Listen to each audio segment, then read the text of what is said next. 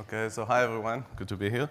So initially I was supposed to speak earlier in the morning and then the schedule changed. So I said to myself, well, who wants to listen? They all want to watch and look on the watch and run away. And then I realized that those who stayed here probably wants to stay here forever. So I have all the time, and if this is not enough, I just got an email from United that my flight is delayed, so I'm not running anywhere. Okay. Okay, so just before we start, I really want to thank the Totango team, and especially Eli and Shmulik for supporting me literally around the clock over the last 5 years. So a little bit about myself. I started my career as an R&D developer, computer science, developed database integration. With the time, I was working for venture capitals, and I moved slowly into the support and the customer care. Later, I was into the professional services when I learned it's much easier and better to be proactive in serving the customer than to be reactive and just try to close the tickets. The professional services was under the customer success, and now I'm dealing with customer success. I'm from Israel, as mentioned before, the startup nation, where you learn to be very creative and to work very hard and to do everything yourself. I was living in Boston for 5 years. I moved back 5 years ago. And if you look on the picture and you see this is Boston in a very sunny day, that's the Charles River. So those are my memories from there. Other than that, that's my family, my wife, and our 4 kids. Just 2 more comments. I'm not going to tell you what is true, what is wrong. I'm just going to share with you my story, what we did, what I did, and I hope you can learn something from it. Speaking again about Israel, we don't have patience to listen to everything. So if you have questions, feel free to raise your hand. I hope I'm not breaking the format, and ask me a question. We're used to it, okay? So it's fine. You don't need to wait the whole 20 minutes. Okay. So a little bit about Radware. Radware is traditionally moving from the on-prem, from the application delivery and security. We used to sell boxes. That's still the major of the business for DDoS protection and for load balancing, and moving into the cloud. And that's the reason I came to Radware about 5 years ago, to bring the customer success practices for the SaaS into Radware. So we have 4 main products: DDoS protection, WAF protection, bot, and public cloud. Those are heavily technical security systems, reminding a little bit the gentleman from Aruba who spoke before.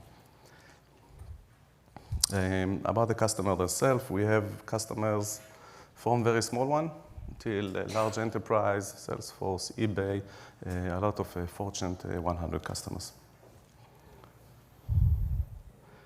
So I want to speak about my journey in Radware, which is also in some ways my journey with Totango. At the beginning, I was just dealing with the basics: build the segmentation, doing the health, what is red, what is yellow, what is green, build an engagement model, who are we going to serve, high touch, low touch, how much ARR for each one, who are the low touch and digital touch. At the second stage, focusing on adoption and heavily used automation. So when I speak automation, I speak about automation with our products. I can say that, the customer, when he wakes up, I know if he wakes up, I know if the customer is going to sleep. We really know everything about the account. Just 2 examples. A customer that a very large insurance company, we noticed that they are stop using the system or stop diverting the traffic, in our words. So we call them, and they say, we installed a new firewall, and we found out it's your fault things are not working. So I explained to them, that's not the reality, and we worked with them, and they were back on us. If we were waiting till the next engagement call in a month or in 2 months, it was already too late. And they were very happy. They appreciate that, and they signed for additional 5 years. A second story that is really based on the automation that we built here is back in March 2020. If you all remember, we were sitting at home, all panic. Now, I did with the team, we prepared a lot of automation in Totango for overuse and charges, and we know who is overusing. And management didn't care too much about it. They didn't want to fight with customers. They had other priorities. And then, boom, COVID came to the world. Everyone are looking inside into the customer success, and very easily, we're ready. We just did it, and we picked a few $1 million, which even for Radware was a lot, just by overcharging, just by charging those who overused. Okay? And in this stage, recently, about a year ago, things with the product are more stable, we are growing. Then we move to the business, and the focus has been shifted from preventing and saving the renewal, which we know to do. I mean, we still have problems, of course, but we know to do good, into expansion. And now the focus is all about cross-sell and upsell. During this journey, the business of the cloud was growing 10 times more. So even if it's over 5 years, it's pretty rapid growth. So the first thing I did once we moved to the business is realize that we need to change our KPI. Before that, we were looking on things. We were looking on the churn rate. We were looking on the upgrades. We were looking on satisfaction. We were looking on a lot of parameters, but we were not really measuring, and not all the people were even getting bonus according to the performance. It was something very, very on the air, not real. And we understand that if we want to change the focus and move people to speak about the business, we need first and most to change the KPI, and did a lot of work around it. So we spoke with a lot of people like yourself from all over the world to understand how other companies are doing it. So I saw that all the KPIs are related to either retain or expand or land, and everyone is using some kind of mix dependent on the focus that they have on that time.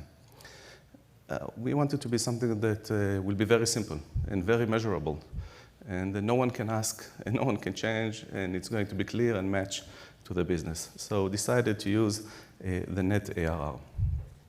Once we looked into the net ARR, noticed that some companies are using it as is, and some companies are using different ratio between, like 80% is for renewal, and 20% are going to the upsell and upgrade, because they say there is sales, I want the customer success to focus on the renewal.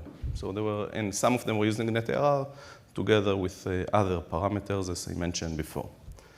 So we decided to use it as is. And by the way, when we speak about the KPIs, we are still measuring and looking the other ones. We just call them supportive KPIs. I mean, those, if we compare it to sales, I mean, an RSM needs to have a few meetings or needs to have a large pipeline. But the bonus they will get on how much they sell. Same we do with the CSM. We are making sure they are talking. We are making sure the NPS is good. We are looking on all of those parameters, but they are measured on the end line, which is the bank line that Radware is making. So we decided to select NRR as it is without any splitting. To simplify the calculation, even though our business is yearly, at least yearly, most of our contracts are like that, 1, 2, 3 years, we decided to measure it every quarter. And the reason for that, because it was too complicated to do it otherwise. Because, you know, not if CSM leaves, it's easy, just replace the same account. But if a new CSM is coming, you're shuffling the account, and then you need to start pay, and you need to balance, and then at the end of the year, you can't control it. So we said, okay, let's make it quarterly, and it's very simple. And then you don't need to touch, simply you don't need to touch it. Okay? To validate the model, we did a lot of analysis on backward data. We looked about the engagement model, we looked about previous statistics, and here are some two slides about that. Before that. So what is the model we took? We took 102.5 net ARR for 1 quarter. This is what we expect the customer to do. And the wingspan is between 92.5 to 112.5. So if you get 92.5, it's 0 or lower, okay, it will be 0. And we also allowed overachievement. So 112, you will get a cap of 200%. The reason we did it so wide was because to keep the variance low. If you make it narrower, you can see quarters that the CSM is getting 0, and then a quarter gets 200%. If you do it wide, I mean, it's less risk and less chance, but it's much more stable, and I think gives a better view of what's going on the business. The impact was immediate. The impact was focus. You know, I found even myself, you know, like mentioned the Startup Nation, there is a region that is growing, the customers are nice, and everything is fun there. But then I realized it's only 4 or 5% of the net ARR. I should focus on what's going in America, and that's why from here I'm flying to our office in New Jersey to see what's going on there. And it helps everyone. You know, people were doing what's cool, People were doing, handling a customer that is shouting, and not the customer that is not talking and may disappear to us and worth $500,000. So it was really immediate. Even though, the money for the CSM was not so big, but all the way they think changed. Okay? And now they're focusing on the business, and obviously alignment with the field. We think the same way that the field thinks, we think the same way that our CEO think. There's no difference. Here, this is an example looked 2 or 3 years back. We took the new model and analyzed it and wanted to see how it will look like with the new numbers.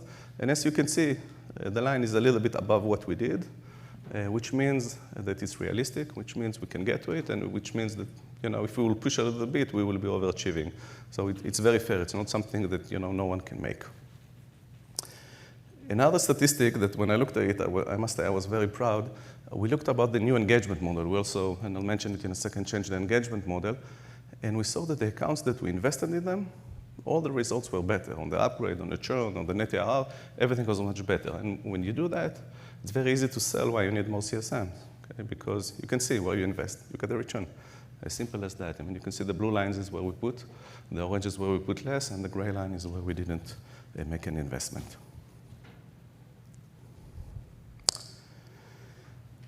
Okay, so we increased the coverage for the accounts. Okay, if at the beginning we were dealing only with high-touch and mid-touch account, we decided to increase and cover more. We did it in 2 ways. First, as I mentioned before, we have a lot of hardware business, and in the middle we have hybrid, customers that have hardware and they have the cloud.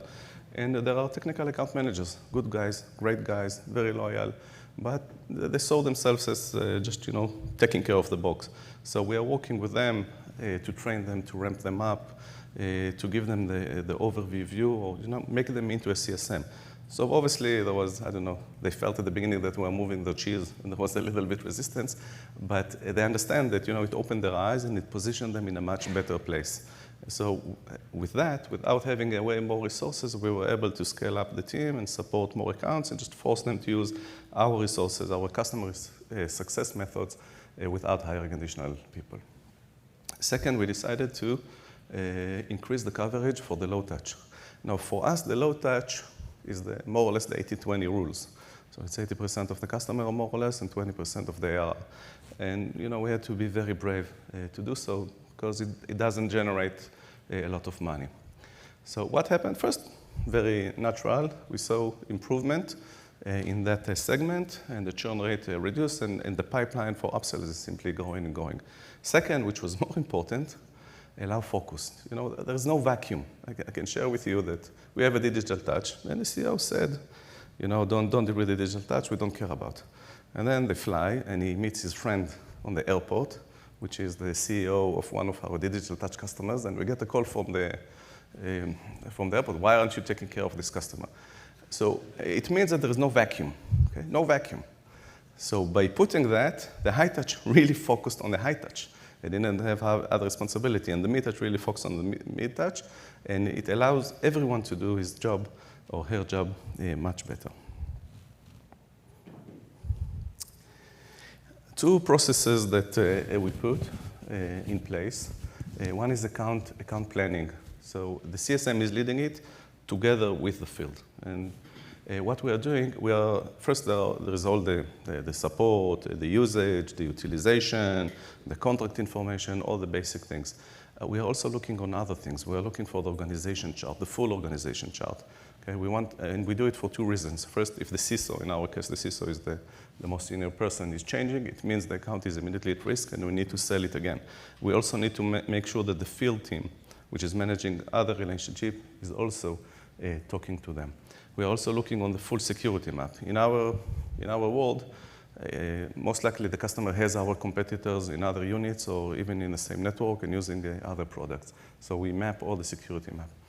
And by doing all this information, which is not just the pure technical, but having the global overview, we map all the risks, we map all the opportunities, and we create a plan together with the field. So everyone are simply aligned on that, and this is the base that we use for cross-sell and upsell. So we take the conclusion there and move up. As you can see, Ravi, this is for you. I look forward to the future. So we definitely, most of the information is coming from Totango. If you can get that, it will be excellent. Second thing is the customer onboarding. In our world, it's a little bit different onboarding. The security, there is a project manager, it's a project, you need to build tunnels. So the CSM was normally engaging later, engaging from day one, building the relationship from day one, doing the account planning on day 0, because maybe account is small now, but they have a plan. We have an account in Australia launching. They have only step 1 now, and very quick we're moving to step 2. So even though there's a little bit duplicate, we are starting much earlier. So what are the takeaways? On the success side, like I mentioned before, the focus. Okay? Really, there is focus. We are all talking the same languages. Very easy to measure, very easy to understand. Okay? It's really, really excellent. Obviously, there is an increase in the business results. Immediately, there is an immediate impact because once we think the business, it's coming. Second, and I was happy to hear that yesterday on GitHub discussion and other discussion, there is always the question and the tension, am I a salesperson or I'm technical? So the CEO is yelling, why aren't you doing cross-sell? And the VP of operation is doing, why do you call me and my team if you are there? Manage yourself. Why do you need us? This tension is definitely killing us. Okay? One of the challenges. I'm now doing a pilot in South America where we have a smaller region, is to put customer success manager and customer success engineer. I was happy to hear that others came to the same conclusion, because in our world, you really need to be heavily technical to support it. You need to understand networking, you need to understand security. It's not a soft technical product. The other challenge we had is to motivate sales to support. Okay? So let's say I have a $500,000 account. If I'm doing an upsell of 10%, it's excellent. That's all I need, okay, to meet. However, for the sales, they need to hunt 200K, 300K, $500,000 K deals. So how are we motivating them? So we learn it's not enough to tell them, hey, Mike, listen, there is here an opportunity for a WAF. But if we leverage our relationship and we tell them, Mike, there is an opportunity on WAF. The contacts of Imperva or other competitor is ending in 6 months. The team that is handling the other product is so-and-so, and here is a WAF introduction. Then sales understand that there is an easier sell here and putting the efforts and helping us more. Okay? So we really need to compete on their attention, and we're doing it by simply leveraging our relationship. Other things that we are doing, working better with partners. Again, in South America, this is something all the businesses working with, and it's working good. You go to one customer, you sell to 5 or to 10. And we're also speaking with our renewal team. We have renewal, which is kind of inside sale that are closing all the contracts, and see if they can help us with the smaller deals, which normally are, the upsells are normally much smaller. Another thing that is a challenge, it takes time. It's additional load on the team. They need to invest more time, and I hope we can adjust our engagement model to carry on that. Okay. Last, how to Tango help me? So first, scale. As I mentioned, we grow 10 times. I told you that we now added the professional services team. So the thing I'm telling you is just use Totango, because then you know when you need to talk to the customer. Then you have the red flag. Then you have the green flag. Everything is in there. Simply start using it, and the system simply will keep you in the processes that I defined for you. Okay? So by doing that, you can increase the team relatively easy, just by using the system. Automation, I can't stress enough how much it is important. Now, at the beginning, my mindset was that automation is for digital. And I'm telling you wrong. Automation is for high touch and for mid touch as well. Like the story I told you before, if I was waiting 2 months, which is fine. In our world, we don't need to talk every minute with a customer. It was too late, simply too late. Okay? So if you take all the digital, and in digital you have no other way, but still, that's really a must. Collaboration. I have people at Colombia. I have people at Melbourne, people at China, really across the globe. All I need to do if I want to understand what's going with an account is to open the system and to have a clear understanding of the status. Visibility. We are a public company. Those of you who know it, it means that most of the day you're just busy with creating reports to your management. We have a board meeting. It's the end of the quarter. Craziness, okay? So by using, and I really like the scorecards, by using Totango, you create the visibility, you put a dashboard, even if they don't look about it, they say, wow, okay, it's good. you know what's going on. So that saved us a lot of energy. Projection. I don't know how much are you using here. There is the small thing that is hitting Revenue Center. If you clicked about it, it's an amazing tool. Okay? As part of moving to the business, I forced my team to go into it and simply to project how the net ARR will look like. So all they need to do is to click if the customer is going to renew on the same rate, or to have an upsell or a downsell, or God forbid a churn. And by forcing them to do that, their mindset change. They are now trying to plan. They understand upgrade will not fall from the sky. You need to work about it, and you need to plan it, and you need to execute it. So if you don't use it, I recommend you. And I think, yeah, 10 minutes left for questions.